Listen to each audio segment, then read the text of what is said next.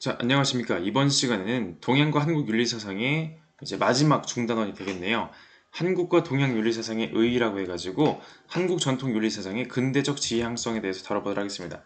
조선시대가 고려 이후에 건국된 조선이 양란 이후에 조선 후기에 혼란스러운 이제 위태위태한 시기를 겪게 되고 이후에 대한제국과 일제강점기를 이제 거치면서 이제 아주 급격한 사회 변화를 겪게 되죠. 이 급격한 사회 변화 속에서 등장하는 다양한 사상들 한번 다뤄보도록 하겠습니다.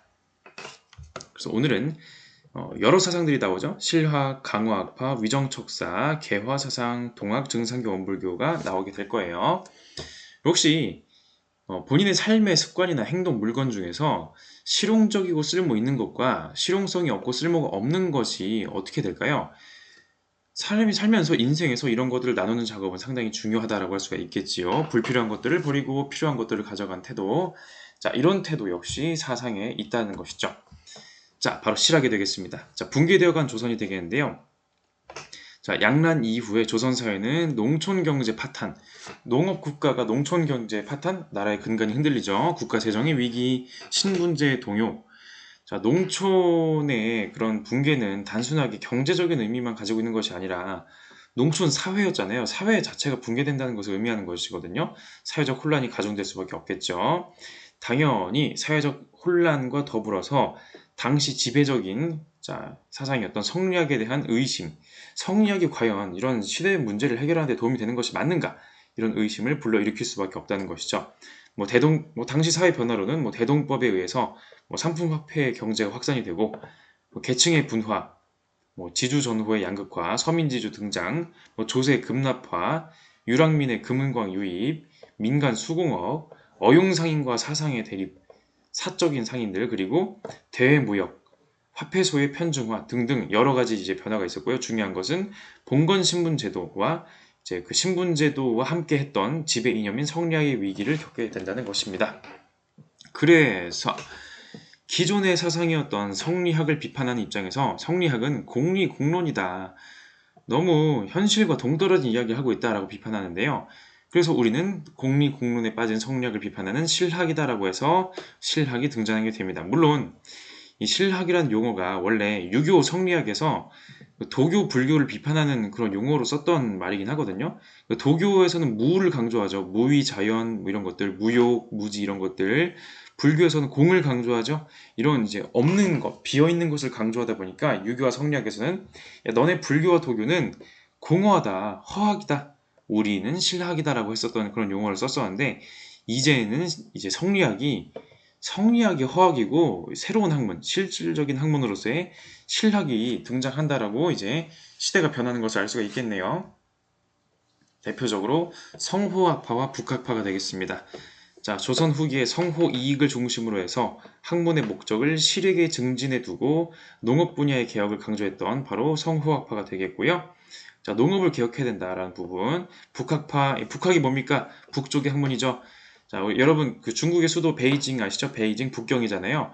북쪽에서 온 학문, 바로 북학이 되겠네요. 청나라의 문명을 적극적으로 받아들이자. 청나라가 분명히 오랑캐 취급을 우리가 해왔지만은 그럼에도 불구하고 청나라에 좋은 물건들이 있으니까 우리가 그런 것들은 받아들이자. 백성들의 삶, 민생을 위해서는 도움이 되지 않겠는가? 그리고 부국강병 강한 나라를 만들기 위해서는 필요하다라는 부분이 되겠습니다. 그래서 청나라에서 들여온 장영종이나 천리경 등등이 대표적인 그런 문물이 되겠네요. 자, 여기에 더불어서 청나라의 고증학의 영향을 받게 되는데 고증학이 뭐냐면요. 옛 문헌들을 이것이 과연 제대로 된 출처를 가지고 있는 것이냐. 자, 맹자가 여기서부터 여기까지라고 하는데 어디부터부터 어디까지가 맹자가 쓴 것이냐. 장자라는 책이 내편, 외편, 자편이 있는데 어디서부터 어디까지가 장자 본인이 쓴 거고 어디서부터 어디까지가 제자들이 쓴 거냐, 논어는 어떠냐 이런 식으로 해가지고 옛날 책들을 있는 그대로 그냥 받아들이는 것이 아니라 비판적이고 실증적으로 연구하는 태도, 그게 바로 고증학의 태도가 되겠네요. 고전에 대해서 논어, 맹자, 대학 중용, 주희의 해석을 고지곧대로 그대로 따르는 것이 아니라 비판적으로 접근해서 나름의 해석을 시도하는 바로 그러한 실학의 모습이 되겠습니다. 비판적인 태도, 실증적인 연구가 되겠죠. 지난 시간에 보았던 정약용 같은 경우에도요. 맹자의 성선설을 주희 방식으로 따르는 것이 아니라 정약용 나름의 방식으로 해석하지 않았습니까? 인간에겐 자주직권이 있고 거기에 따라서 선택하고 책임을 지는 사덕은 본연지성에 그대로 갖춰져 있는 것이 아니라 내가 사단을 실천함으로써 얻게 되는 것이다 라고 주장했었던 거 기억하실 거예요. 자, 여기 더불어서 성리학의 천인합의를 비판합니다. 천인합의를 뭐였죠? 인간의 행동과 인간의 도덕적이고 비도덕적인 행동이 하늘에 영향을 주고 하늘이 또 영향을 받는다라는 점. 임금이 비도덕적으로 나라를 다스리면요, 하늘이 벌을 내립니다. 가뭄, 홍수, 뭐 벌레의 창궐, 뭐 질병이라든지 이런 것들. 자, 그게 아니다. 천인지분이에요. 실학자들은요, 자연과 도덕을 분리합니다. 자연은 뭐다? 인간이 도덕적으로 행동하든 말든 거 상관없이 홍수는 자연적으로 물리적으로 오는 것이고 가뭄도 물리적으로 오는 것이다. 천인지분 둘을 분리하는 입장이 되겠네요. 이건 아무래도 종교와 이제 그 종교 및 도덕과 자연학, 이제 일종의 물리학, 화학, 생물학 이런 것들, 자연과학과 사상을 분리했었던, 자연과학과 그런 그 인간의 가치 학문을 분리했었던 서양의 근대 이런 사상의 흐름과 이제 맥을 같이 하는 것이죠. 이게 아무래도 천주교와 함께 이제 서학이 들어올 때 이런 식의 생각이 역시 같이 들어온 것이 아닌가라고 생각해 볼 수가 있겠네요. 자, 또한 실학자들은 도덕규범과 실천의 문제에 있어서도 인간의 욕구를 긍정한다. 정약용 얘기 기억날 거예요. 도덕규범은, 심지어 도덕규범은요, 인간의 필요에 따라서 만들 수도 없앨 수도 있어요. 기존의 성리학적인 도덕관, 도덕 법칙은 뭐다?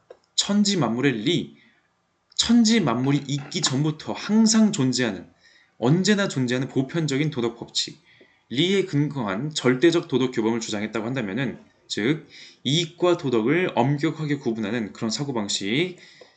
반면에 실학자들은 도덕은 항상 존재하는 그런 리가 아니라, 도덕이란 것은 사람이 필요에 따라서 현재 사회의 상황에 따라서 만들어지는 것일 수가 있다고 주장하는 것이죠. 왜? 만물은 리와 기가 아니라 기이기 때문에 그렇습니다. 그저 물질이에요. 그저 기철학적 경향 때문에 이해 문제와 선악의 문제를 별개로 여기지 않습니다. 사람들이 왜 살인하지 말라고 하는 걸까요?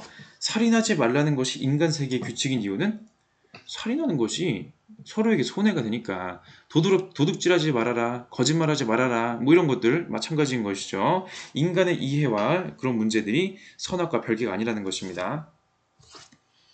자, 더불어서 우리의 역사, 우리의 지리, 우리의 문화, 우리의 군사, 우리의 언어, 우리의 풍속 등등 우리 고유의 것을 찾고자 했었던 바로 그러한 실학자들의 입장이 되겠습니다. 기존의 성리학자들은요, 중화주의, 중국 중심의 화이관을 가지고 있었어요. 학문의 근본이 어디 있었나요? 공자, 맹자, 주희 다 어디에서 왔죠? 다 중국에서 왔잖아요. 학문의 근본은 중국이에요. 근본의 학문을 수호하는 한족과 그 학문을 위협하는 오랑캐들, 청나라 말하는 거죠. 이 둘을 구분하는 문화적인 사고방식, 중국 중심주의를 가지고 있었는데, 자, 아니, 조선 사람들이 중국 중심주의를 가지고 있다? 좀 조선 사람들도 오랑캐라는 뜻 아닌가요? 조선에서는요, 자, 자기들을 소중화라고 불렀어요. 우리는 물론 중국 본토하고는 거리가 있지만은 중국 본토의 학문을 그 정통을 계승했다. 우리는 소중화다. 크기는 작지만 우리가 중화다라고 얘기했었던 그런 부분이 되겠네요. 척학파의 입장이 바로 이러한 학문적인 배경을 가지고 있는 것이고요. 나중에 북본론으로 바뀌는 것도 이런 거죠. 실학자들은요, 더 이상 중화주의를 신봉하지 않는 거죠. 실학은 뭐다? 중화주의로부터의 탈피를 의미합니다. 자, 땡땡으로 하는 게 더 낫겠는데, 자, 바로 주체적인 태도를 알 수가 있겠고요. 북학. 북학은 뭐다? 오랑캐 나라였던 청나라에서도 배울 것이 많다. 실학. 지구는 둥근데 어찌 중국이 중심이냐. 중국이란 말 자체가 가운데 중자잖아요. 중국이 중심이라고? 지구는 둥근데 어디가 중심이지? 이런 식의 사고방식. 더불어 실용적 태도로서의 경세치용, 이용우생, 실사구시를 주장했다는 점도 더불어 기억하시면 좋겠습니다. 경세치용, 학문은 뭐다? 나라를 다스리고 세상을 다스리는데 실질적으로 쓸모가 돼야 된다. 우리가 공부하는 이유는요, 실질적으로 실제 세상에 도움이 되고 쓸모가 있어야 돼요. 실제 백성들을 다스리고 정치하는 데 도움이 안 되는 것을 우리가 왜 배워야 됩니까? 그런 거죠. 기존의 성리학은 허학으로서 실제 인간 세상을 도움이 되는데 쓸모가 없었다는 얘기를 간접적으로 말하고 있는 부분이고요. 이용후생 기구를 편리하게 쓰고 먹을 것과 입을 것을 넉넉하게 하여 국민의 생활을 나아지게 한다. 즉 학문은 실제로 국민들의 생활에 도움이 돼야 됩니다. 국민 소득을 증진해야 되고요. 가난했던 사람이 가난하지 않게 되어야 되고요. 그리고 여유 있는 삶을 통해서 사람들의 생활을 개선해야 되는 것이죠. 학문은 그렇게 쓸모가 있어야 되는 것입니다.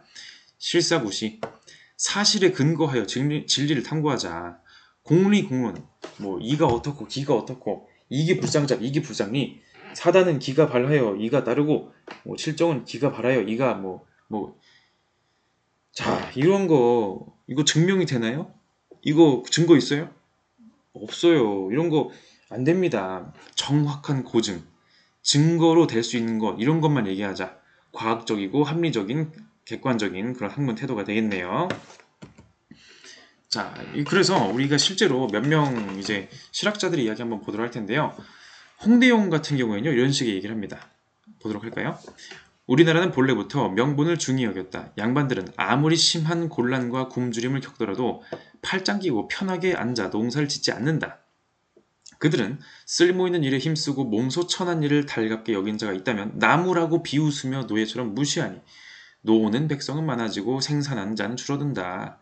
그러므로 재물이 어찌 궁하지 않을 수 있으며 백성이 어찌 가난하지 않을 수 있겠는가? 자, 뭡니까? 노동을 천시하는 분위기, 육체 노동을 천시하니까 나라가 가난해진다는 거예요. 육체 노동을 통해서 생산물이 생기는 건데 그런 걸 천시한다? 이러니까 가난하지. 따라서 산업공상에 관계없이 놀고 먹는 자에 대해서는 관에서 벌칙을 마련하여 세상에서 용납이 될 수 없도록 하여야 한다.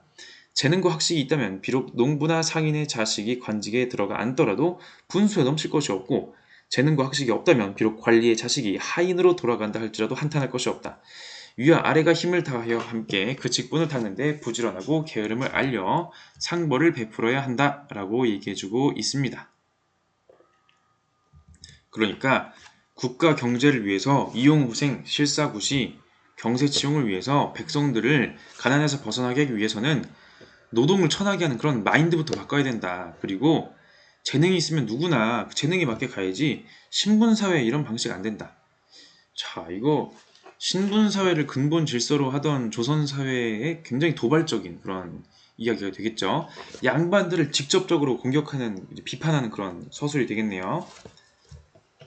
자, 역시 또 다른 실학자였던 유형원 신분제 비판하죠.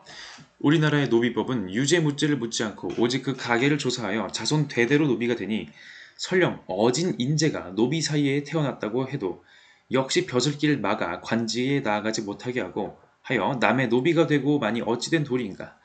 노비 세습을 혁파하고 그 대신에 고용제도를 채택함이 지극히 공평하고 당연한 길이 아니겠는가. 능력주의적인 사고방식을 보여주고 있습니다. 자, 그 다음 정약용의 토지개혁론. 이제 농사짓는 사람에게는 토지를 갖게 하고 농사짓지 않는 사람에게는 토지를 갖지 못하게 하려면 여전제를 실시해야 한다. 자, 농토는요, 농사짓는 토지는 농사짓는 사람만 가질 수 있어야 된다는 얘기하는 거예요. 농사짓지 않는 사람이 농토를 가짐으로 인해서 소작 제도가 뿌리 내리게 되고 농사짓는 사람은 본인이 경작을 함에도 불구하고 내 생산물을 내가 가질 수가 없고 그저 지주, 땅의 주인이 요구한 대로 그저 바쳐야 돼요. 안 그러면 내 생계가 없는 거죠. 일여에 여장을 두고 무릇 일여의 토지는 여민이 공동 경작하도록 하며 내 땅 너 땅의 구별이 없게 하여 오직 여장의 명령에만 따른다. 여장은 매일 여민의 노동량을 장부에 기록해 두었다가 가을이 되면 오곡의 수확물을 모두 여장의 집에 가져온 다음 분배한다. 이에 따라 국가에 바치는 세를 먼저 제하고 다음에는 여장의 봉급을 제하며 그 나머지를 가지고 노동량에 따라 여민에게 분배한다라고. 자, 토지를 이렇게 개혁해야 됩니다라고 해서 구체적인 방안을 제시하고 있죠. 박재가의 상공업 진흥론. 재물은 대체로 샘과 같다. 퍼내면 차고 버려두면 말라버린다. 그러므로 비단옷을 입지 않아서 나라에 비단 짜는 사람이 없게 되면 여공이 쇠퇴하고 쭈그러진 그릇을 싫어하지 않고 기교를 숭상하지 않아서 공장이 기술을 익히는 일이 없게 되면 기회가 망하게 되고 농사가 황폐해져서 그 법을 잃게 되며 그래서 뭐다? 산업공상 3인이 모두 곤궁하여 서로 구제할 수 없게 된다. 당시 조선사회 어떤 사회? 사, 농, 공, 상.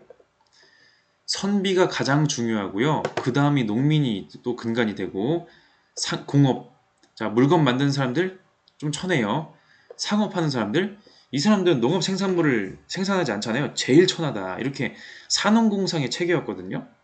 그런데 상공업을 억압하니까 사람들이 가난해진다는 것이에요. 상공업부터 기존의 신분 질서를 뒤엎는 부분이 되겠죠.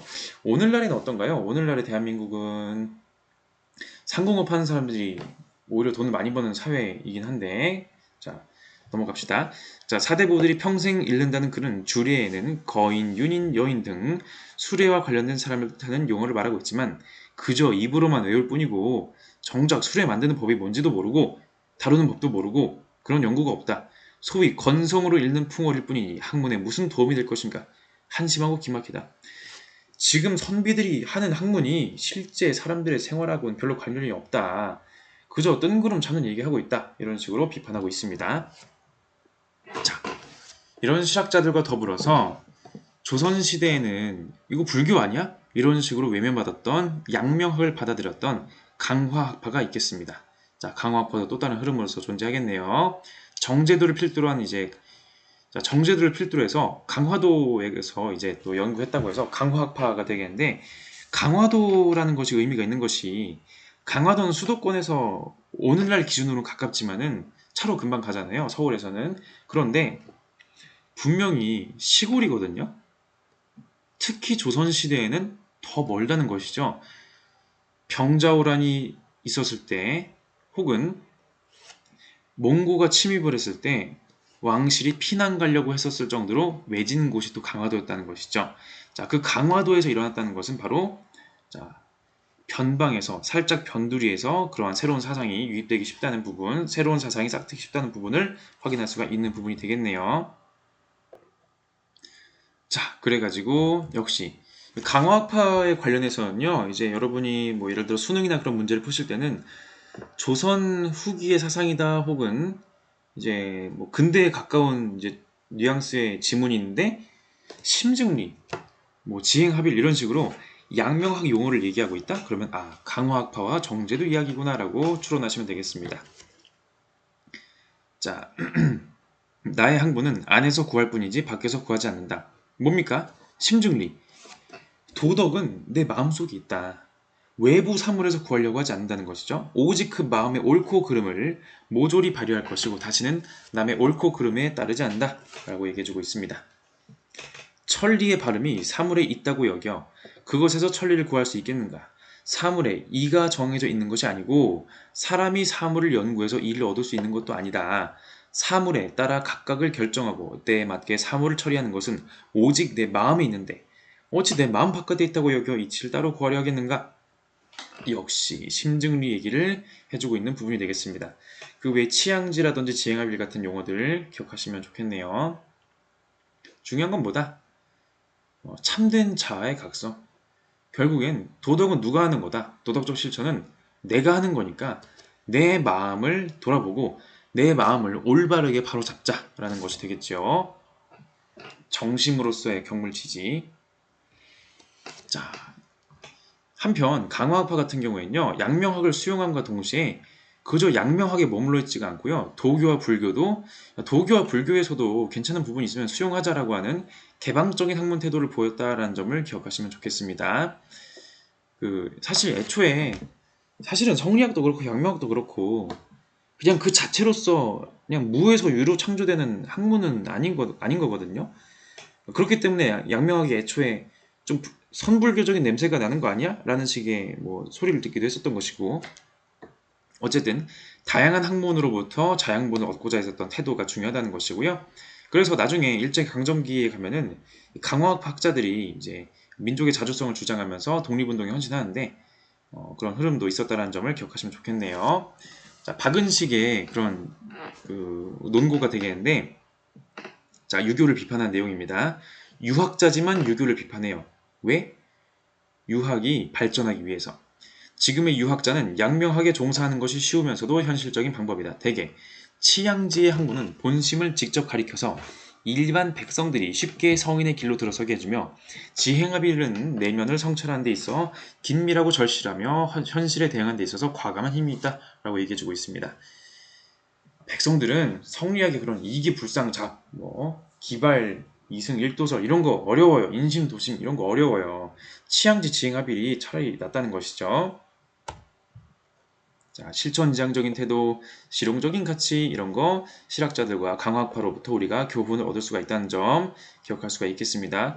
물론 아시다시피 몰락한 양반의 후예, 그러니까 말단 관리, 정치 무대의 중심에는 없었기 때문에 이들의 사상이 광범위한 영향력으로 조선을 크게 바꾸고 그렇게까지는 안 됐다는 게 참 안타까운 부분이겠네요.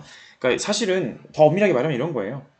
원래 변두리에서 시작했던 이제 정치 무대의 중심이 아니었던 데서 시작했던 사상들이 점점 퍼지고 퍼지면서 이제 중앙 무대로 이제 올라오고 시대가 그렇게 바뀌는 거거든요. 근데 안타깝게도 그럴 만한 시간이 조선엔 주어지지 않았습니다.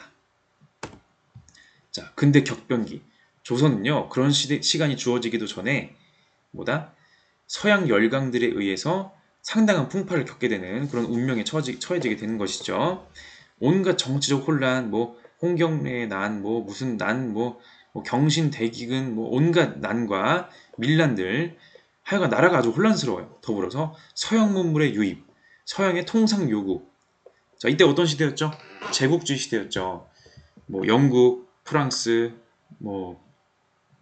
이 두 나라를 필두로 해가지고 미국, 네덜란드, 스페인, 포르투갈. 사실 스페인, 포르투갈이 먼저였죠. 그 다음에 네덜란드와 영국이었고. 근데 어쨌든 조선에 영향을 줬던 나라들은 주로 영국, 프랑스, 미국 이런 나라들이었다는 거. 하여간 이런 나라들이 여러 나라들을 돌아다니면서 전 세계를 돌아다니면서 식민지 개척을 해요. 여기는 이제 우리 땅이야. 식민지라고 삼고 착취를 합니다. 원재료를 이제 싼 값에 수입해 오고 이제 완성품을 이제 공업을 통해서 완성품을 비싸게 파는 그런 식의 제국주의 스타일의 그런 자본주의 발달이 있었던 거죠. 어쨌든 식민지를 개척하려고 여러 나라들에 가는데 그 중에 하나가 또 우리나라이기도 했었던 거죠. 자, 1866년에 병인박해가 이제 그 천주교 박해한 건데 이걸 빌미로 해가지고 프랑스에서 쳐들어오는 거죠. 야, 프랑스 선교사를 그렇게 대우해도 되겠어? 프랑스 선교사 대우 그렇게 하면 안 된다. 병인양조 쳐들어오고 제너럴 셔머노 사건, 자 이건 미국에 관련된 거죠. 오페르트 도굴 사건. 자, 이거 왕실의 무덤을 여기 보물이라도 있겠지 하고 도굴한 건데 효를 강조하는 조선에서는 이거 충격적인. 저 오랑캐들 저거 도굴을 하네. 저 완전 나쁜 놈들이네. 더불어서 신미 양요, 미국 이런 식의 일들이 있으니까 조선은 어떻게 한다? 쟤네들 못 들어오게 막자. 외국 놈들 저거 안 된다. 우리는 완전 문을 걸어 잠그고 저 녀석들 못 들어오게 하자. 이런 식의 또 이제 흥선대원군의 쇄국 정책이 있었죠. 그러다가 강화도 조약. 제국주의에게 혼쭐이 났었던 일본이 제국주의 국가들의 그런 힘의 공백 타이밍에 그 미국이 원래 문을 열어뒀거든요. 그 힘의 공백 타이밍에 그 힘을 길러놓고 본인들이 제국주의 하겠다는 거죠. 그래서 조선을 먼저 노리게 되는 것이죠. 강화도 조약. 그 외에 조사시찰단, 이모군란, 보빙사, 갑신정변, 검도 사건, 동학농민, 하여간 근대 격변기를 겪게 됩니다. 이런 혼란스러운 시대에 우리 조선에는 정말 다양한 사상적인 입장들이 등장하게 될 거예요. 첫 번째, 위정척사. 당연히 외부의 혼란스러운 사상들이 등장하게 되면요. 일단 우리에게 익숙한 것을 지키자. 일단 우리 걸 먼저 바로 세우자. 이런 식의 사상이 먼저 등장하는 것이 아주 당연한 반응이 되겠네요. 위정척사보다 위정, 올바른 것을 바로 세우고 척사, 저 사악한 놈들을 물리치자. 올바른 거 성리학적 질서, 유교적 질서가 되겠죠. 그 사악한 거 그 서양, 양놈들의 종교와 문물 이거 배척해야 된다. 쟤네들의 종교와 문물 받아들이면은 우리는 인륜과 의리를 잃게 된다는 것을 얘기하는 것이죠. 이항로, 기정진, 최익현 이런 사람들이 대표적인 위정척사의 사상가가 되겠는데요. 자, 이렇게 얘기하는 것이죠. 우리 문화와 정신을 지키자. 우리 성리학적 질서를 지키자. 그들이 가진 끝없는 탐욕은 우리의 백성을 금수와 같이 만들 것입니다. 뭐다? 짐승처럼 만들 것이다. 인륜과 도덕을 모르는 존재를 만들 것이다. 만약 통상의 길이 한 번 열리면 2, 3년 안에 서양화되지 않는 이가 없을 것입니다. 라고 이야기를 하고 있습니다. 어찌 보면은 상당히 그 뒷부분은 상당한 통찰이 있는 것이 실제로 대한민국의 모습을 보면요. 이거 완전 서양화 됐거든요. 옷 입는 거, 뭐 생활 습관이라든지 다 서양화 돼 버렸죠. 어쨌든 위정척사는 우리의 주체성을 지키려는 그런 의식, 절의, 그런 이제 그 단호한 그런 의리, 그리고 선비 정신을 강조했다는 점에서는 이제 의의가 있다는 점, 나중에 이제 일본의 침략에 저항하는 의병 운동으로도 발전했다는 점을 우리가 의의로 삼을 수 있겠습니다. 물론 시대적인 한계는 있죠. 이제 진짜로 위정척사대로만 했으면은 과연 이제 조선이 발전을 했을까? 과연 그 격변기에 살아남을 수 있었을까? 이런 걸 우리가 한번 고민해 볼 필요는 있을 것 같아요. 자, 이렇게 말합니다. 정학과 이단이 서로 성하고 쇠함은 그 근원이 실상 사람의 한 마음에서 연유하고 천리와 인욕이 서로 성장하고 소멸함은 그 흐름이 실상 천운의 음양 숙특과 세도의 승강치련에 관련되니 천하의 만물은 다만 하나의 리일 뿐이다. 그러므로 난세를 구하는 것이 이단을 물리치는 것보다 먼저 할 것이 없으며 이단을 물리침이 정학을 밝히는 것보다 급한 것이 없으니 정학을 밝히는 것은 다만 한 마음 가운데 천리와 인욕을 구별하는 데 있을 뿐이다. 일단 우리의 올바른 학문을 바로 세우자 이런 얘기 해주는 거죠. 자, 그 다음 최익현. 서양 오랑캐가 반드시 그 술책을 전파하기 위하여 어리석은 백성을 현혹하여 널리 조약을 맺어서 그들이 하고 싶은 것을 멋대로 할 것이다. 지금 천하는 서양에 종속된 지가 오래여서 의복, 음식, 성악, 기물이 모두 섞여 있는데도 그것을 깨닫지 못하니 몇 해 못 되어 어육의 참화를 당하게 될 것이다. 이 어육은 뭔가요? 잡아먹히는 고기를 말하는 거죠. 서양인들을 쟤네들 자꾸 들어오게 하면은 우리도 마찬가지로 고기처럼 잡아먹힐 것이다. 이것도 사실은 되게 일리가 있는 통찰이거든요. 제국주의자들이 뭐 조선을 도와주려고 왔겠습니까? 당연히 착취하려고 빼먹을 거 빼먹으려고 오는 것이죠. 오른쪽은 척화비. 자, 지금의 국론이 두 가지 서로 다투고 있습니다. 서양과 화친할 수 없다는 것은 내 나라 사람의 주장이고 서양과 화친하자는 것은 적국 사람의 주장입니다. 전자를 따르면 옛 문물과 제도를 보존할 수 있지만 후자를 따르면 금수, 짐승의 나라가 될 것입니다. 타고난 천성, 성선설, 조금이라도 지닌 자라면 모두 알 수 있는 일인데 하물며 밝고 성스러운 전하께서 어찌 분별하지 못하고 받아들일 리가 있겠습니까? 서양은 뭐다? 부모 자식의 도리, 임금과 신하 간의 도리, 우주 근본 원리 이런 거 모른다. 쟤네는 그런 거 관심도 없다. 물질적인 풍요만 관심이 있다. 뭐 물론 무기든 잘 만들고 하겠지만은 쟤네는 그냥 그런 것만 관심 있다. 이렇게 얘기하고 있죠. 물론 이제 서양이 정말 부모 자식 간에 뭐 그런 게 없냐, 뭐 군주와 신하 간에 그런 게 없냐 하면은 그런 건 아니긴 해요. 우주의 근본 원리에 대해서도 되게 열심히 탐구한 사람들이긴 하죠. 또 어쨌든 뭐다? 화이론, 중화 중심주의와 소중화론, 조선은 뭐다? 작은 중화다. 이런 식의 사상을 바탕으로 해서 외양일체론을 주장했다는 점을 기억하시면 되겠습니다. 외양일체론, 외놈들, 일본 놈들과 양놈들, 서양 놈들은 뭐다? 일체, 한 몸이다. 그놈들 똑같은 거다. 일본 놈들, 서양 놈들 다 뭐다? 침략자로 온 것이다 라고 주장하는 것이죠. 맞는 말이죠 사실. 자, 척양척외, 그래서 이놈들을 배척하자 라고 하는 것이 바로 위정척사의 입장이 되겠습니다. 그러나 우리 시대에는 점점 흐르고 있고 위정척사로만 살 수는 없어요. 위정척사 사상이 갖는 의의가 있는 것도 맞지만은 서양에 받아들일 것은 또 우리가 받아들이긴 해야 되거든요. 서양의 근대화된 몸을 필요합니다. 어쨌든 쟤네들이 더 센 건 맞잖아요. 우리도 세지려면은 부국 강병하려면은 필요한 건 받아들여야 돼요.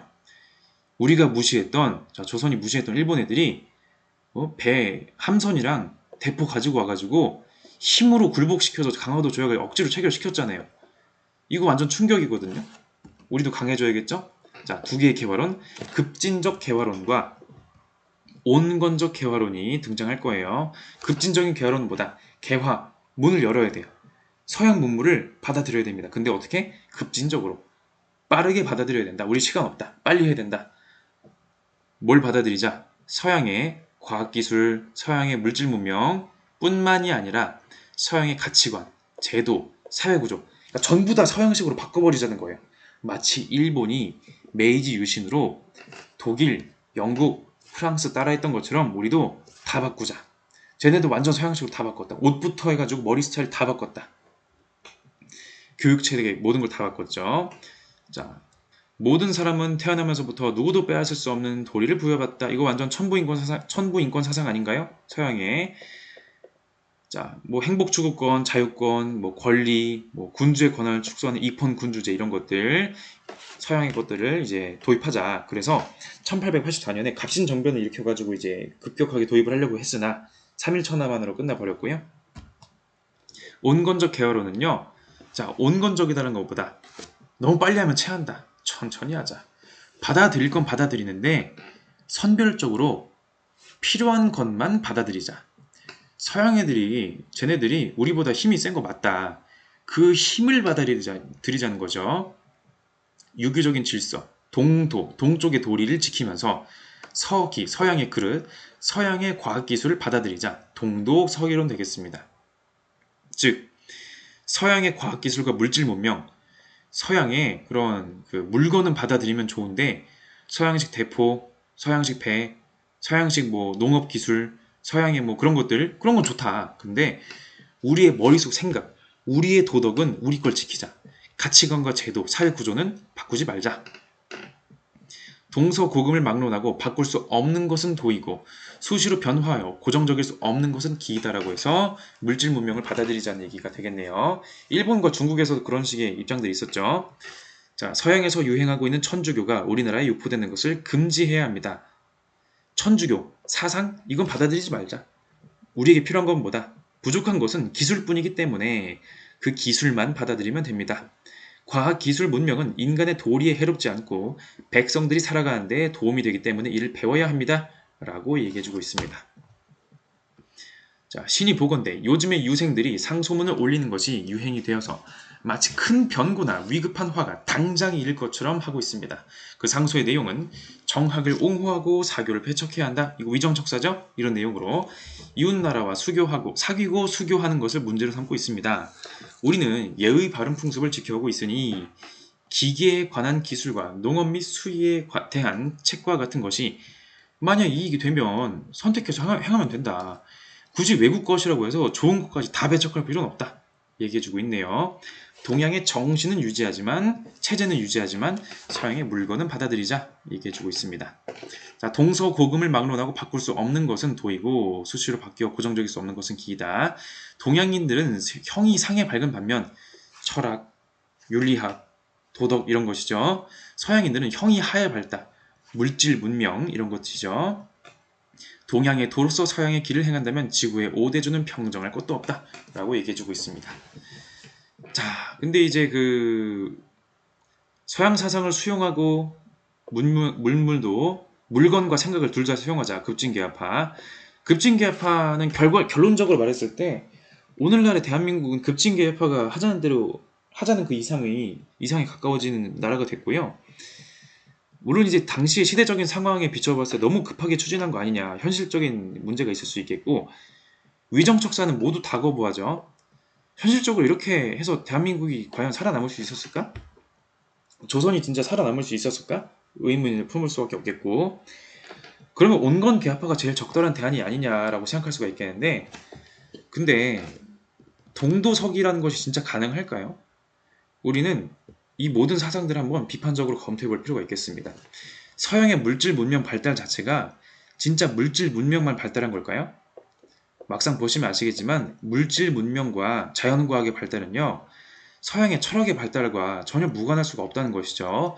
서양 사상과 서양 문명은, 물질 문명은 전혀 별개의 것이 아니라는 것입니다. 자, 우리 육일준이라고 하는 우리나라 최초의 미국 유학생으로 이제 기록이 남는 육일준. 자, 한번 봅시다. 진정한 개화란 무엇일까? 개화는 실상의 개화와 허명의 개화로 분별된다. 실상의 개화는 사물의 이치와 근본을 깊이 연구하고 고증하여 그 나라의 처지와 시세에 합당케 하는 경우이다. 허명의 개화는 사물에 대한 지식이 부족하면서도 남이 잘된 모습 보면 부러워서 그러든지 혹은 두려워서 그러든지 앞뒤를 묻지도 따지지도 않고 지식도 없이 덮어놓고 일단 실천하자 라고 주장하여 돈은 적지 않게 쓰면서도 실용성은 그에 미치지 못하는 경우이다. 그저 외국에서 이거 잘한다고 하면은 야 저거 되게 좋아 보인다. 일단 무조건 도입해.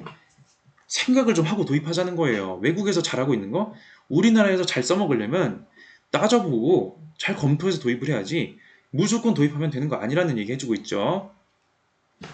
자, 지나친 자와 모자란 자를 비교하고 있습니다. 지나친 자는 아무런 분별도 없이 외국 것이라면 전부 다 좋다고 생각하고 자기 나라 것이라면 무엇이든지 좋지 않다고 생각한다. 우리나라 거 무조건 쓰레기야. 외국 것만 무조건 따라가자. 심지어는 외국 모습을 칭찬하는 나머지 자기 나라를 업신여기는 패단까지도 있다. 이들 개화당이라고 하지만 이들이 어찌 개화당이랴. 사실은 개화의 죄인이다. 무조건 외국 것을 무비판적으로 따라하는 것이 능사가 아니라는 점.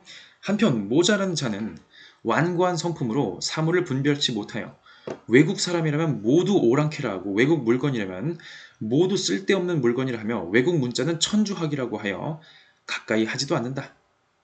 자기 자신만이 천하제일이라고 여기며 심지어는 피해 사는 자까지도 있다. 이들을 수구당이라고 하지만 이들이 어찌 수구당이랴? 사실 개화의 원수이다. 또한 자 여기까지. 또한 입에는 외국 담배를 물고 가슴에는 외국 시계를 차며 의자에 걸터 앉아 외국 풍속을 이야기하거나 외국말을 얼마 좀 짓거리는 자가 어찌 개화인이라고 할 수 있겠는가. 이는 개화의 죄인도 개화의 원수도 아니다.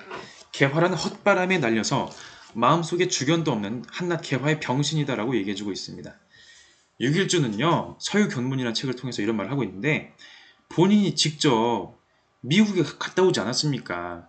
이를 통해 넓어진 식견으로 보건대 이런 극단적인 의견들 혹은 헛바람에 빠져서 외국 것이 어떤 점에서 좋은지 혹은 어떤 점에서 안 좋은지를 고민하지도 않는 인간들을 비판하는 부분이 되겠네요. 자, 그런 식으로 전개가 되는데요. 한편으로 그 구한말이라고 불리는 그 시기, 조선 후기, 대한제국 혹은 일제강점기 시기에 또 성리학을 대체하고자 했었던 새로운 종교들이 등장하기 시작합니다. 자, 신흥 종교들, 동학, 증산교, 원불교 정도로 한번 다뤄보도록 하겠습니다. 우리 교육과정에서는 그 많은 신흥 종교가 있었겠지만은 세 가지를 위주로 다루고 있어요. 첫 번째, 최재우가 창시한 동학이 되겠습니다. 동학. 자, 그 동학이라는 그 새로운 종교가 왜 이름이 동학이냐면요.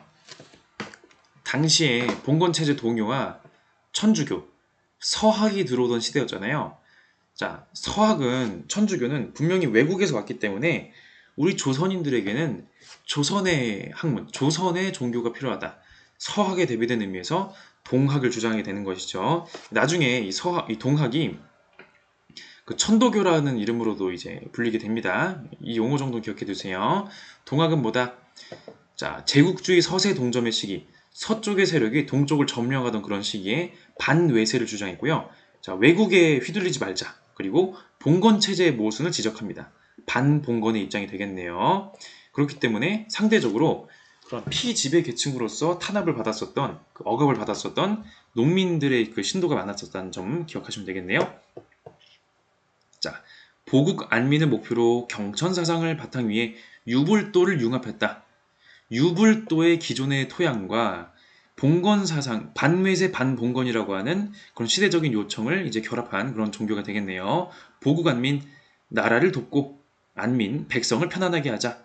바로 이런 동학의 목표가 되겠고요. 자, 경천 사상은 뭡니까? 경천, 하늘을 공경하는, 하늘을 숭배하는 사상.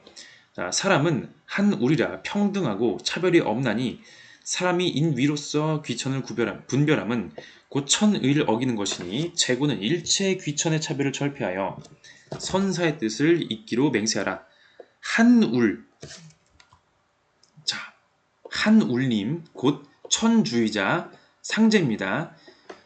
동학에서 얘기하는 천도교에서 얘기하는 신을 한울님이라고 부르기 때문에 여러분 지문에서 한울 뭐 이런 식의 이야기가 나온다? 그러면 동학이에요. 아주 쉽죠? 여러분 동학, 원불교, 증산교 같은 경우에 여러분이 시험 문제를 풀 때는요. 특유의 키워드가 있거든요.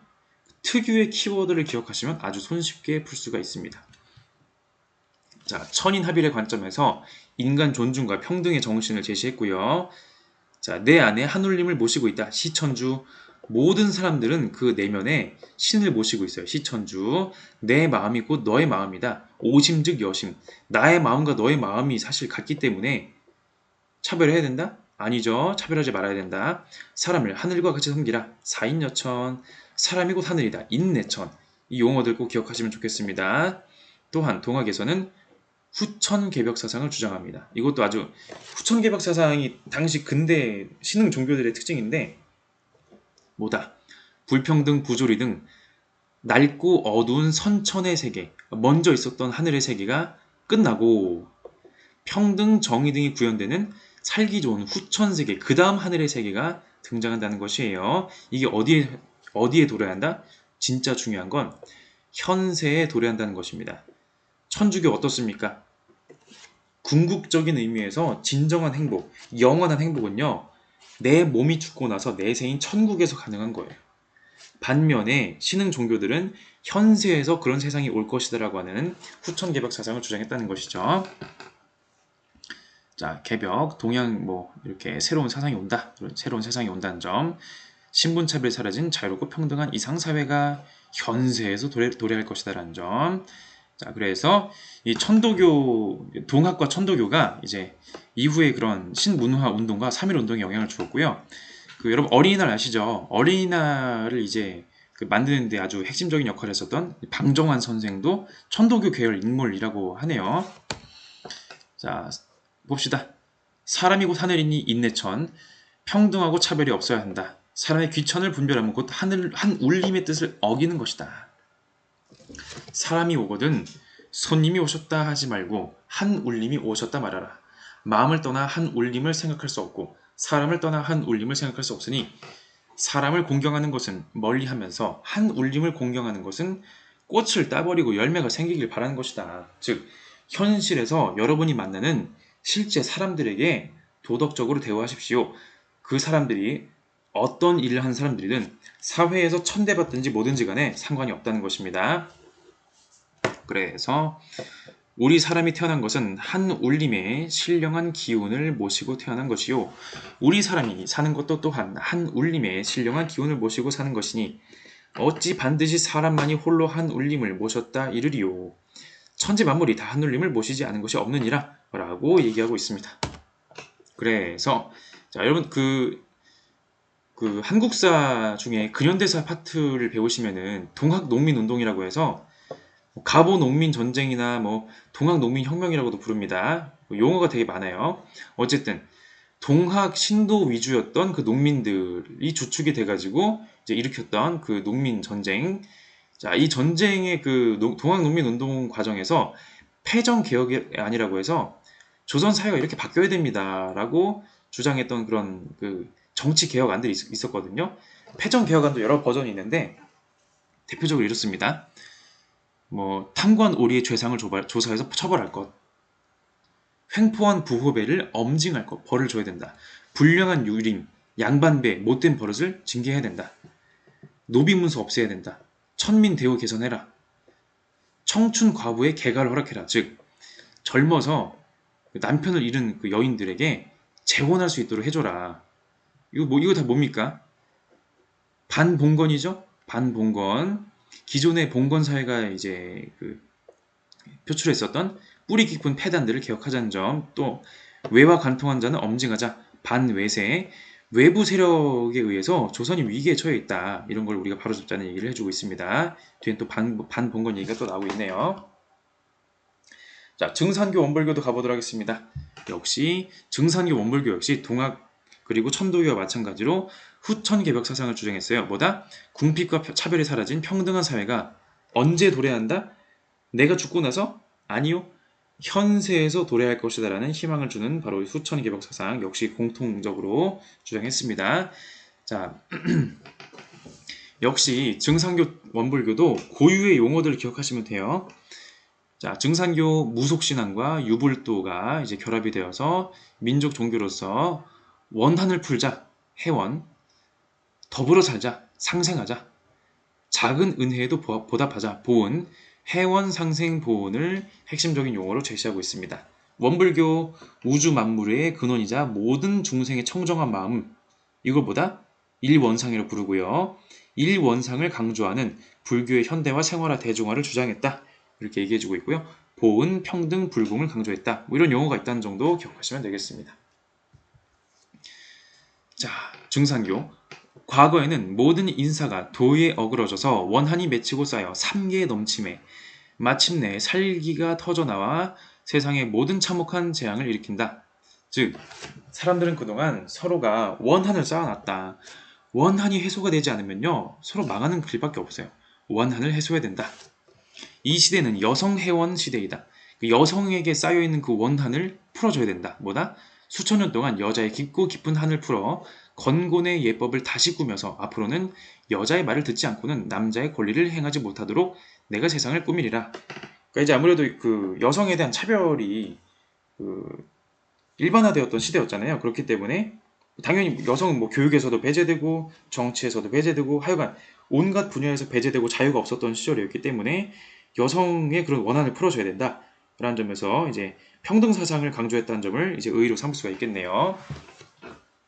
나중에는 그 대순 진리회를 비롯해서 여러 가지 정말 많은 분파들로 이제 분화가 된다는 점을 여러분이 그냥 참고로 그냥 상식적으로 기억해 두세요. 자, 그 다음 원불교. 일원은 우주 만유의 본원이며 일원 이런 얘기 나오면 원불교. 모든 일을 경우에 따라 처결하되 과거와 같이 여자라고 구별할 것이 아니라 남자와 같이 취급하여 줄 것이다. 영육상전, 정신의 고향을 추구하는 수도의 삶과 육신의 삶을 함께 온전히 완성해가는 것을 추구해가는 사상. 정신수양과 육체수양 둘 다 중요하다.